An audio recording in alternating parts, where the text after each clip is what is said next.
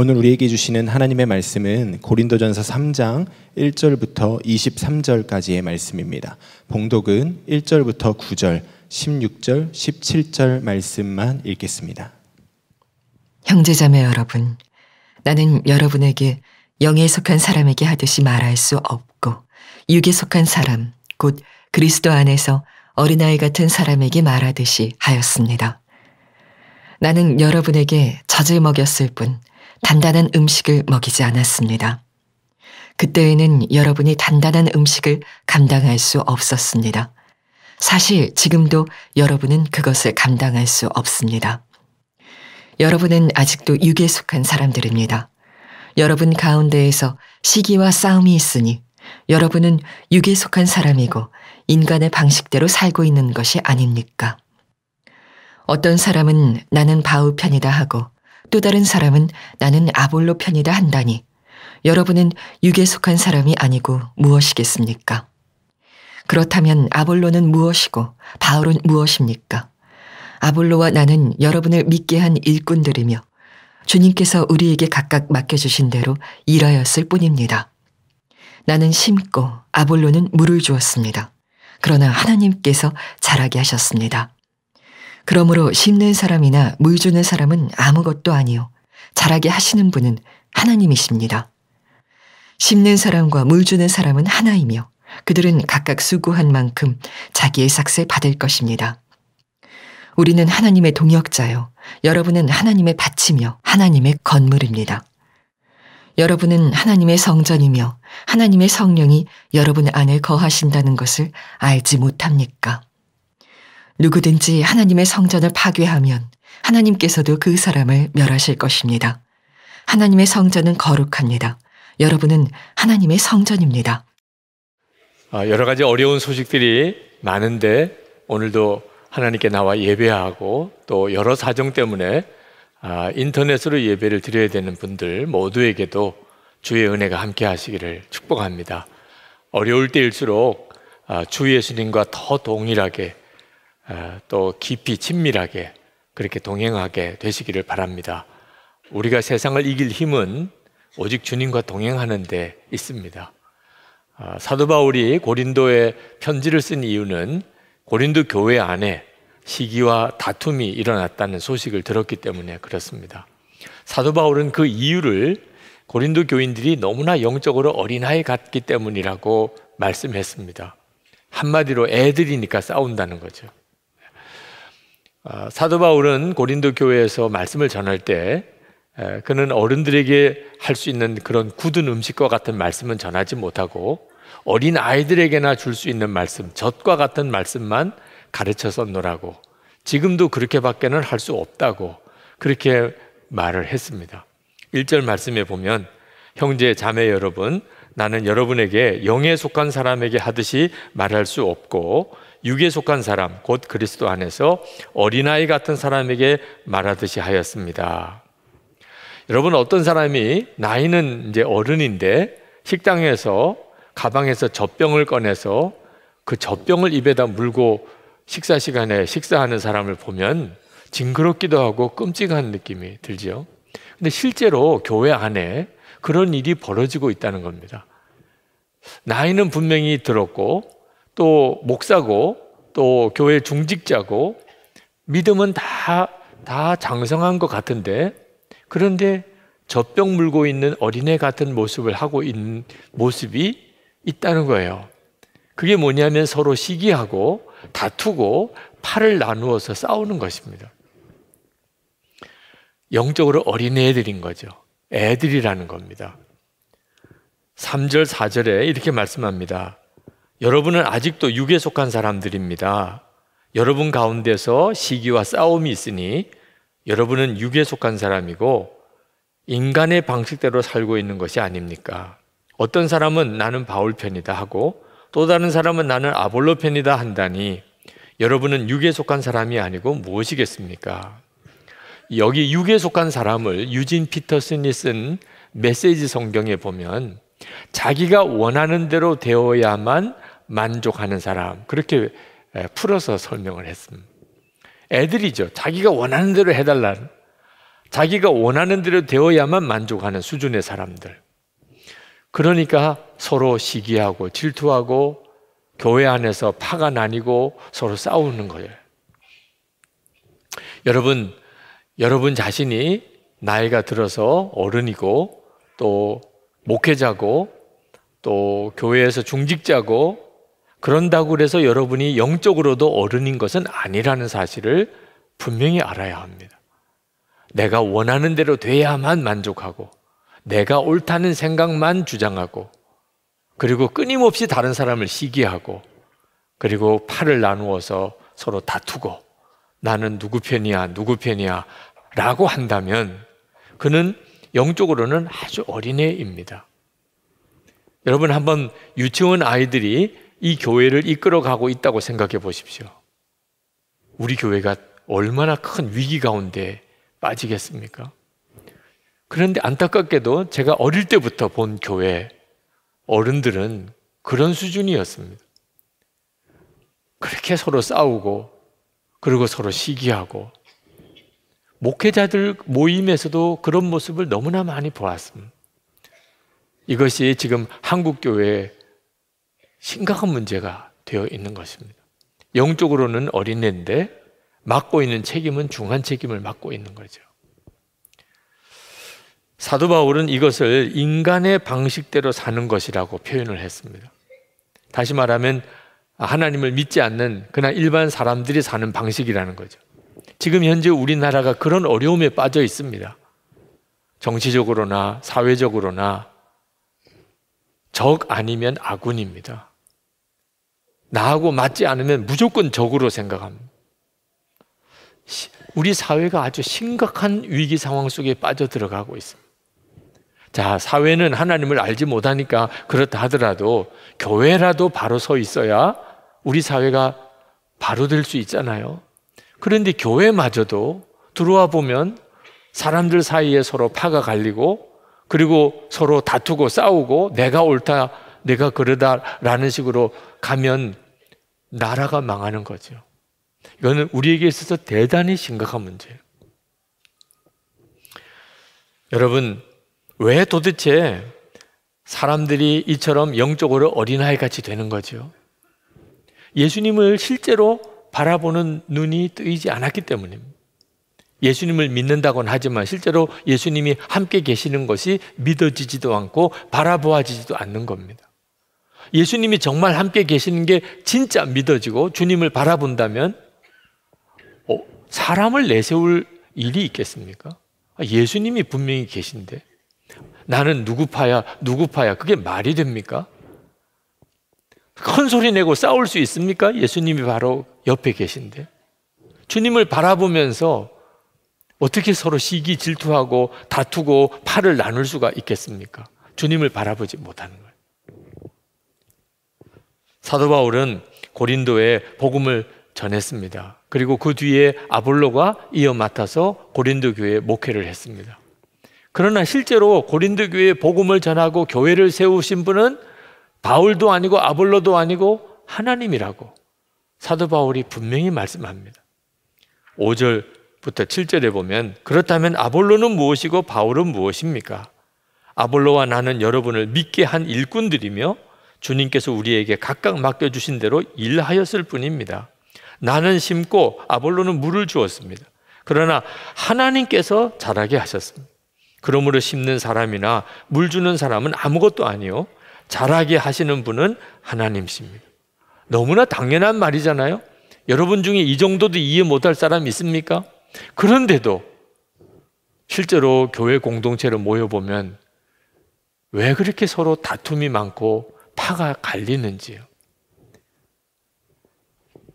실제로는 예수님이 함께 계시는 것이 안 보이는 겁니다. 그래서 9절에 우리는 하나님의 동력자요 여러분은 하나님의 밭이며 하나님의 건물이라고 말씀하고 있습니다. 교회는 예수 그리스도 외에는 다른 기초가 없습니다. 유기성 목사도 이 교회에서 예수님의 종일 뿐이지 이 교회의 기초 아닙니다. 나는 어느 목사파다, 나는 어느 목사파다, 나는 어느 장로파다 없습니다. 교회는 오직 예수 그리스도만이 기초입니다. 11절에 아무도 이미 놓인 기초이신 예수 그리스도밖에 또 다른 기초를 놓을 수 없습니다. 12절에서 15절까지 보면은 어떤 교회든지 주님 오실 때 다 불로 한번 검증을 받는다고 말씀하고 있습니다. 불시험이 오는 거예요. 이유는 하나입니다. 그 교회가 진짜 예수님의 교회인지를 검증하는 겁니다.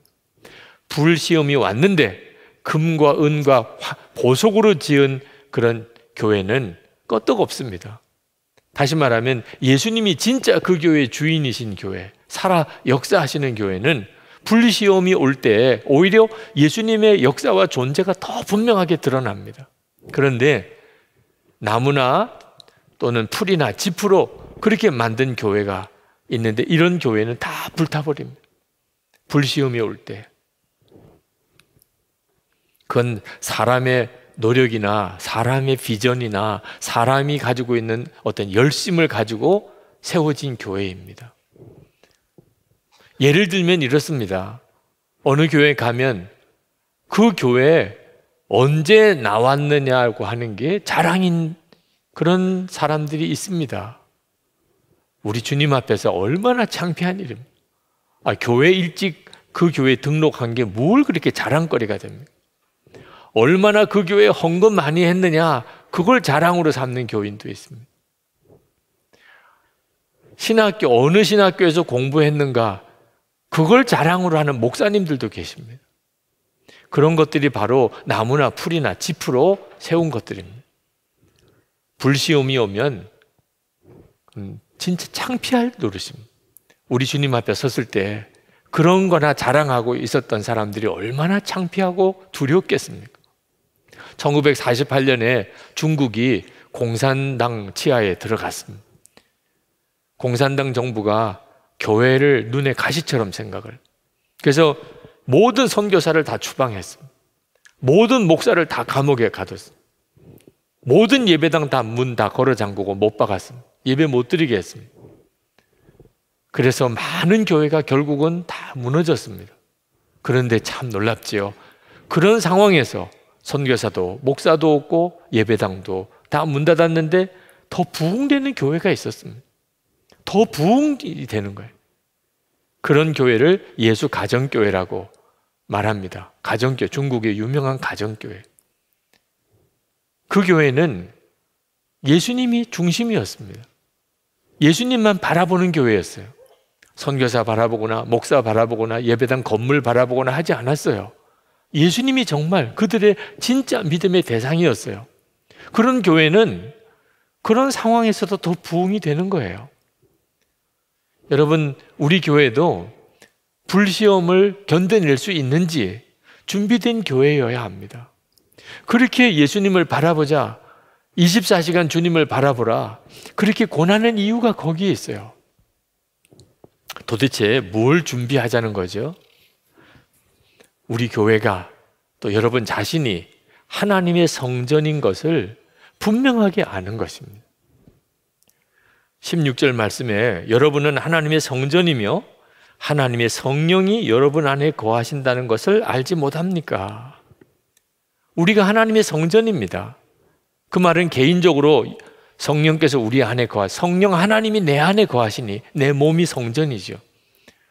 그런 우리들이 모였으니 우리가 모이는 곳에 항상 주님이 같이 계시지요. 그러니 우리가 성전인 것입니다. 절대로 이 건물이 성전이 아닙니다. 이 사실을 예수를 안 믿는 불신자들은 도저히 알 수가 없습니다. 그래서 교회 성도들이 모인 것을 그저 사람들이 모인 어떤 단체인 줄로 생각합니다. 성령님이 안 보이니까. 그냥 교회도 그냥 사람들이 모인 단체의 하나로 여깁니다. 그런데 문제는 교인들 중에도 성령께서 자기 안에 거하시고 우리 가운데 계신 것을 모르는 교인들이 있다는 겁니다. 듣기는 들었는데 실제로는 믿어지지 않는 겁니다. 그러니 교인들이 모인 속회나 또는 교회 안에 어떤 공동체 모임이 사람들끼리 모인 곳인 줄로 여기는 사람들이 있습니다. 그렇게 되면 어떻게 됩니까? 시기하고 질투하고 서로 싸우고 팔을 갈리는 일이 벌어지게 되는 겁니다. 주님은 바라보아지지 않고 사람들만 보이니까. 이게 얼마나 무서운 건가를 알아야 합니다. 그것은 하나님의 성전을 무너뜨리는 거예요. 예수님의 몸을 찢는 것입니다. 본인이 그걸 전혀 모르니까 그냥 그런 무서운 죄를 짓고 있는 거예요. 17절에 누구든지 하나님의 성전을 파괴하면 하나님께서도 그 사람을 멸하실 것이다. 성도들끼리 서로 싸우고 갈라지는 것이 하나님의 성전을 파괴하는 것이고 예수님의 몸을 찢는 겁니다. 사도 바울이 아직도 예수를 믿기 전에 스데반을 순교하게 했고, 그리고 또 다른 예수 믿는 사람들이 있다는 소문을 듣고 다마스커스로 쫓아가고 있었습니다. 그때 그 도중에서 예수님을 만났어요. 빛보다도 더 강력한 빛으로 주님이 사울에게 임했습니다. 눈이 멀었어요. 도대체 이분이 누군가? 사울아 사울아 하시는데 도대체 뉘시오니까 그때 예수님께서 깜짝 놀랄 말씀을 하셨어요. 나는 내가 핍박하는 예수다. 사도 바울이 자기는 예수님을 핍박한 적이 없어요. 예수 믿는 성도들 교회를 핍박했지 사도 바울은 예수님을 직접 만나본 적도 없어요. 그런데 예수님은 내가 핍박하는 예수랄. 그 말은 교회와 예수님은 같이 보셨다. 교회가 핍박을 당했는데 예수님이 핍박을 당했다고 예수님은 말씀하셨어요. 여러분, 교회 공동체는 그렇게 쉽게 생각할 공동체가 아닙니다. 그냥 사람들끼리 모였으니까 뭐 싸우는 일도 있고 시기 질투도 있고 서로 파도 나뉘고 절대로 그렇지 않습니다. 정말 무서운 일이에요. 우리는 하나님의 성전이에요. 우리 안에 성령 하나님께서 계시고 그 성령 하나님은 우리를 예수님을 바라보게 하고 있어요. 여러분은 하나님의 성전입니다. 이 말씀을 명심하고 살아야 돼요. 시기와 다툼이 있는 사람은 영적으로 어린아이라고 그래서 영적으로 성숙한 사람은 시기심도 없고 다툼도 없는 줄로 생각하면 오해예요. 영적으로 성숙한 사람도 육신을 가지고 있기 때문에 끊임없이 시기하는 마음, 다투는 마음, 화가 난 마음 일어나요. 영적으로 성숙한 사람도 똑같아요.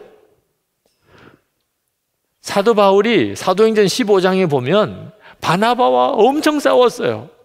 마가라는 사람을 데려갈 거냐 말 거냐 하는 문제로. 그래서 바울과 바나바가 따로따로 전도 여행을 떠났을 정도예요.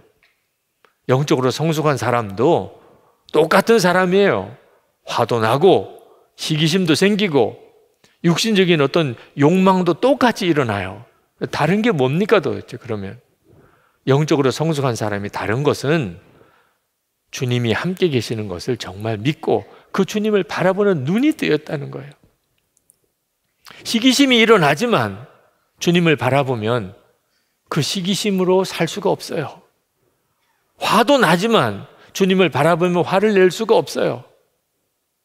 사람의 욕구와 욕심은 누구나 똑같죠. 그런데 주님이 함께 계시는 것이 진짜 믿어지니까 내 마음의 욕심과 정욕은 십자가에 못 박은 거예요.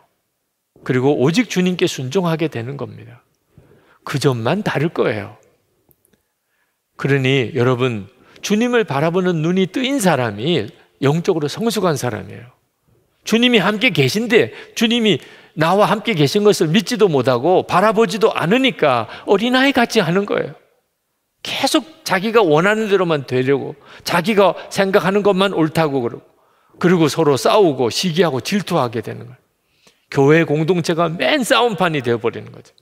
주님을 바라보지 못하니까 그런 것입니다. 지금 신종 코로나 바이러스로 인한 두려움이 사람들 사이에 쫙 퍼져 있습니다. 전 세계가 지금 그 일로 인해서 두려움에 사로잡혀 있어요. 보이지 않잖아요, 바이러스는. 그런데도 알아요. 지금 바이러스가 퍼지고 있다는 걸. 그런데 여러분, 우리가 진짜 정말 두려워해야 될 것은 눈에 보이지 않는 죄의 바이러스예요. 코로나 바이러스보다 비교할 수 없이 무서운 바이러스가 지금 사람들 사이에 퍼져 있어요. 무섭게 퍼져가요. 죄의 바이러스예요. 마귀의 역사예요. 우는 사자같이 삼킬 자를 삼키고 있어요. 지금 이 시간에도 얼마나 많은 사람들이 죄에 사로잡혀서 멸망의 길로 가는지 몰라요. 사망자 통계가 계속 나오고 있는데 영원한 멸망에 빠지는 사람의 통계는 얼마나 더 끔찍하게 많을까요? 코로나 바이러스 때문에 우리가 이렇게 두려워하고 있는데 진짜 두려워할 건 따로 있어요. 죄의 바이러스예요.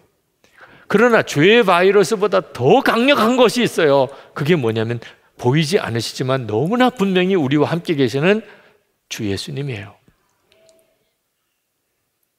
여러분, 그 보이지 않는 코로나 바이러스를 의식해서 여러 가지로 조심하고 생활도 완전히 패턴도 바뀌고 사람들 모이는 곳에는 가지도 않으려고 그러고 그렇게 손도 열심히 깨끗하게 씻고 보이지 않지만 바이러스가 지금 이렇게 전염되고 있다는 사실을 아니까 바뀌잖아요. 근데 성령께서 내 안에 계시고 주 예수님이 내 생명이시라는 걸 여러분이 진짜 의식하기 시작하면 코로나 바이러스를 의식하는 것 비교가 안 되는 삶의 변화가 일어나요. 그게 우리에게 있어서 그렇게 어려운가요?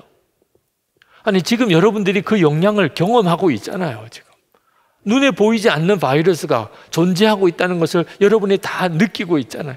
그러니까 여러분의 생활 패턴을 바꾸잖아요. 여러분이 진짜 예수님이 여러분과 함께 계시다는 것을 정말 믿고 의식하기 시작하면 여러분의 삶 전체는 완전히 달라지게 돼요. 보이지 않지만 증상은 분명합니다. 코로나 바이러스가 정말 지금도 이렇게 우리 가운데서 퍼지고 그렇게 전염되고 있나? 누가 열이 나고 기침을 하고 폐렴 증상이 나타나고 와, 정말 역사하고 있구나. 알지요. 증상을 보니까 아는 거예요. 눈에는 안 보이지만. 여러분, 죄의 바이러스가 진짜 역사하고 있나?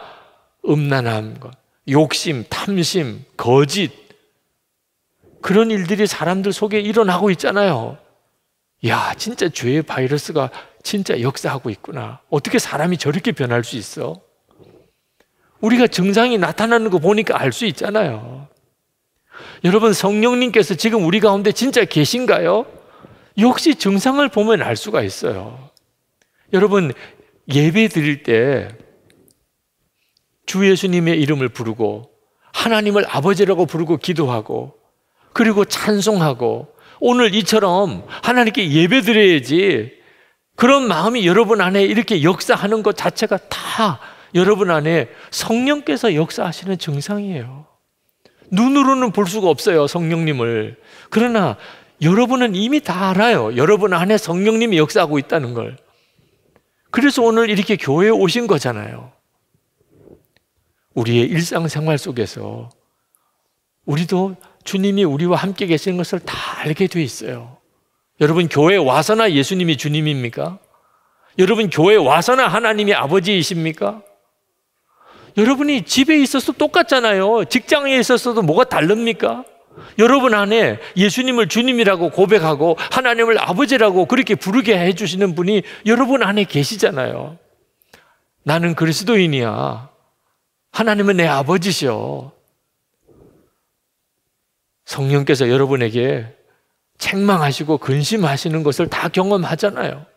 하나님의 일을 하고 싶은 소원이 생기고 전도하고 싶고 용서해야 되고 사랑해야 된다는 마음이 일어나는 일들이 여러분에게 실제로 일어나고 있잖아요. 그 성령님을 주목하셔야 돼요. 이것이 바로 하나님의 성전된 자예요. 주님이 내 안에 계시구나. 내 안에 역사하고 계시구나. 그때부터 우리의 삶은 바뀌는 거예요. 밑사람 모임 때 어느 집사님하고 이야기를 나누는데 자기가 어려서부터 교회를 다녔지만 자발적으로 새벽 기도는 그날 처음 나왔다는 거예요. 어째서 그렇게 나올 마음이 들었습니까? 자기가 하나님을 그동안에 멸시하고 살았다는 것을 깨달았다는 거예요. 어떻게 그걸 깨달았습니까? 민수기 14장을 읽는데 이스라엘 백성들이 가나안 땅에 정탐꾼을 보냈는데 10명이 돌아와서 얼마나 악평을 하는지, 우리가 그 가나안 땅 들어가면 다 죽는다는 거예요. 이스라엘 백성들이 그 보고를 듣고 전부 다 탄식을 하고 울고 모세를 원망하고 돌로 쳐서 모세를 죽이려고 그러고 우리 다 돌아가자, 애굽으로 돌아가자, 난리가 났었습니다.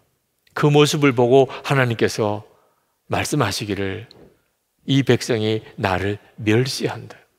분명히 내가 약속하기를 가나안 땅 너희들에게 주었다, 들어가라 말씀했는데 그 울고불고 난리를 치는 것을 하나님은 당신을 향한 멸시라고 받았다. 그런데 그 집사님이 그 성경을 읽는데 꼭 자기에게 하는 말씀 같으더래요. 기도해라, 내가 응답하리라. 한두 번 들은 게 아닙니다.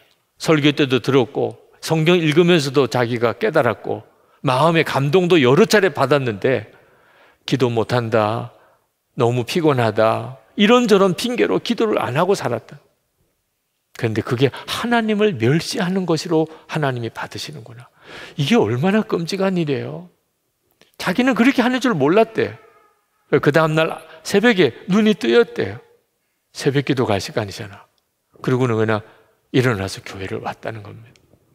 주님을 의식하기 시작하니까, 정말 주의 말씀을 내가 귀 기울이기 시작하니까 삶이 바뀌는 거예요.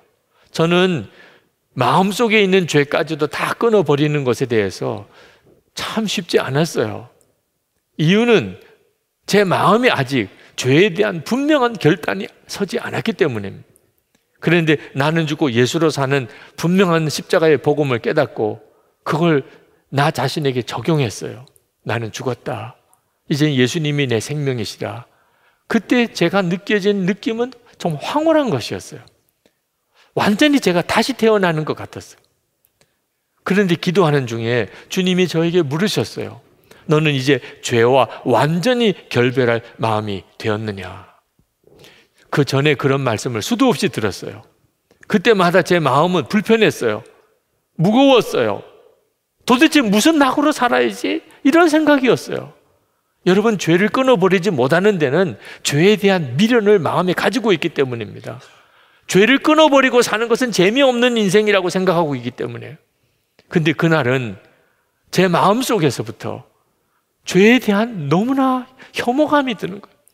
그동안의 죄와 그렇게 은근히 짝하고 마음을 두었던 것이 너무 애통한 거예요. 그저 제 중심에서부터 하나님께, 하나님, 정말 제가 원합니다.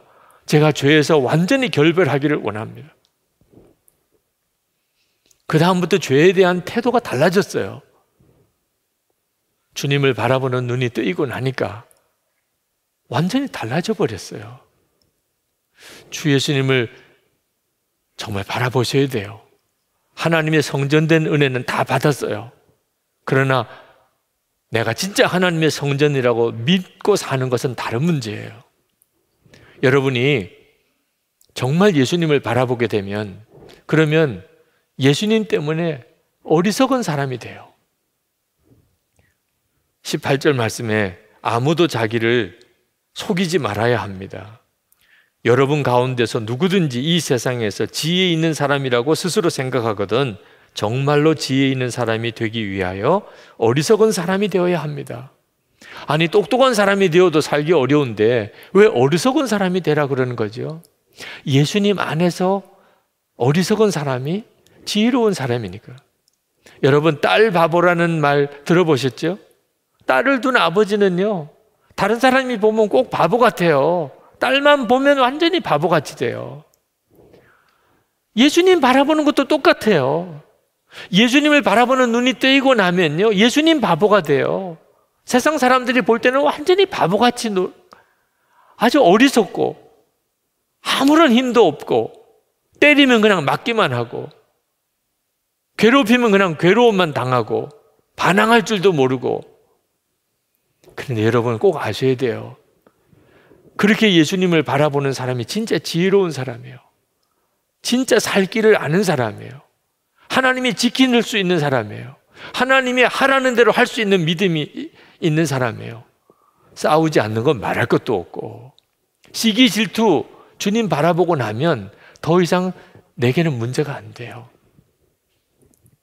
여러분, 세상이 어려울수록 교회는 더 예수님의 교회가 되어야 되고, 우리 성도들은 정말 하나님의 성전으로 서야 합니다. 그렇지 않으면 세상을 이길 수가 없어요. 주 예수님을 정말 바라보시게 되기를 축복합니다. 오늘 성찬을 받습니다. 성찬은 우리가 하나님의 성전인 것을 다시 확인해 주는 하나님의 놀라운 은혜예요. 여러분이 하나님의 성전인지 아닌지는 여러분이 성찬받을 믿음이 있는가에 달려 있어요. 예수님은 나를 위해서 살을 주시고 피를 주셨다. 나와 한 몸이 되어 주셨다. 여러분이 진짜 믿으신다면 지금 이미 여러분은 하나님의 성전이에요. 주님을 바라보시고 사셔야 됩니다. 이 시간 우리 기도하고 성찬을 받겠는데, 쉽지 않은 세상에 여러 가지 안 좋은 소식들이 많은 때에 주님 붙잡습니다. 주님이 저와 함께 한 몸이 되어주신 것을 감사합니다. 주님만 바라보고 저가 살아가기를 원합니다. 우리 통성으로 기도하고 성찬을 받겠습니다.